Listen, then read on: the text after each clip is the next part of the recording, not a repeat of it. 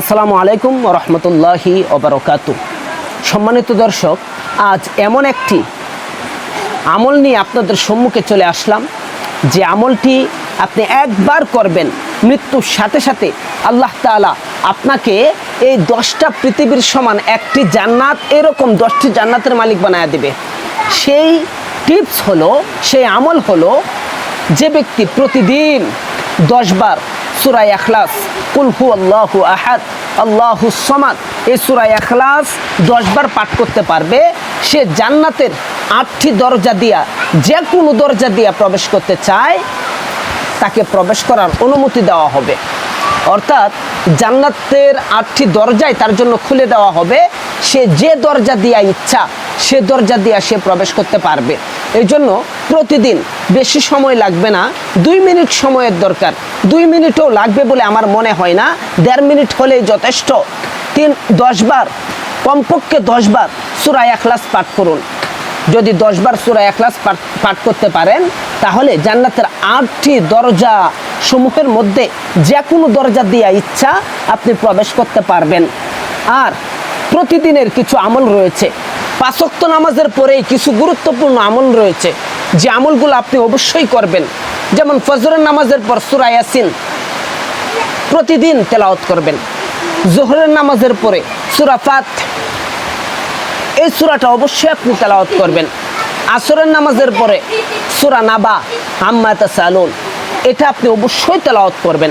মাগরিবের নামাজের পরে সূরা ওয়াকিয়া, এটা অবশ্যই আপনি তেলাওয়াত করবেন। এশার নামাজের পর সূরা মুলক, এই সূরা আপনি অবশ্যই এশার নামাজের পর তেলাওয়াত করবেন। 5 ওয়াক্ত নামাজের পরে এই 5টি সূরা যে ব্যক্তি আদায় করতে পারবে প্রতিদিন, তার জন্য বিশাল অফার রয়েছে। 1 নাম্বার অফার হলো, সে কখনো রিজিকের অভাবে ভুগবে না। 2 নাম্বার অফার হলো, মৃত্যুর সাথে সাথে সে জান্নাত লাভ করবে। 3 নাম্বার অফার হলো, তার রিজিকের অভাব হবে না, তার জীবনে কোনোদিন টাকা পয়সার অভাব হবে না, তার জীবনে কোনোদিন ঋণগ্রস্ত হবে না। আবার কবরের সওয়াল জব তার জন্য একদম সহজ হয়ে যাবে। এবং কি সূরা মুলক নামক যে একটি সূরা রয়েছে এশার নামাজের পরে, কবরে যখন আপনাকে 3টি সওয়াল করা হবে, তোমার রবকে, তোমার নবীকে, তোমার দিন কি, তখন এই সূরা মুলক ফেরেশতাদের সাথে প্রতি উত্তরে বলবে যে, যা জিজ্ঞাসা করার আমি মুলককে তোমরা জিজ্ঞাসা করো। আমার এই বন্ধু দুনিয়ার জমিনে অনেক কষ্ট করেছে, সে না ঘুমিয়ে আমাকে তেলাওয়াত করেছে, সে না ঘুমিয়ে, না খেয়ে, বাহিরের সময় না দিয়ে, বন্ধু বান্ধব ত্যাগ করে সে আমাকে বন্ধু বানিয়ে নিয়েছে। সুতরাং আজকে আমি চাই না আমার এই বন্ধুকে কোনো প্রশ্নের সম্মুখীন করে আমার এই বন্ধুকে চিন্তাযুক্ত করার, অর্থাৎ যা প্রশ্ন করার আমাকে করো, আমি সমস্ত প্রশ্নের জবাব দিয়ে দিচ্ছি।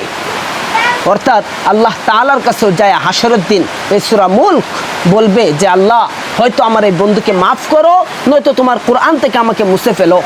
এর চেয়ে বড় সুপারিশকারী আর কে হতে পারে? সুতরাং এই 5টি সূরা আপনারা প্রতিদিন 5 ওয়াক্ত নামাজের পর আদায় করবেন, এবং প্রতিদিন 10 বার, কমপক্ষে 10 বার সূরা ইখলাস পাঠ করবেন। আল্লাহ তাআলা আপনার জন্য জান্নাতের 8টি দরজা প্রতিদিন খুলে রাখবে। আপনি যে দরজা দিয়ে ইচ্ছা, সে দরজা দিয়ে আপনি জান্নাতের ভিতরে প্রবেশ করতে পারবেন ইনশাআল্লাহ।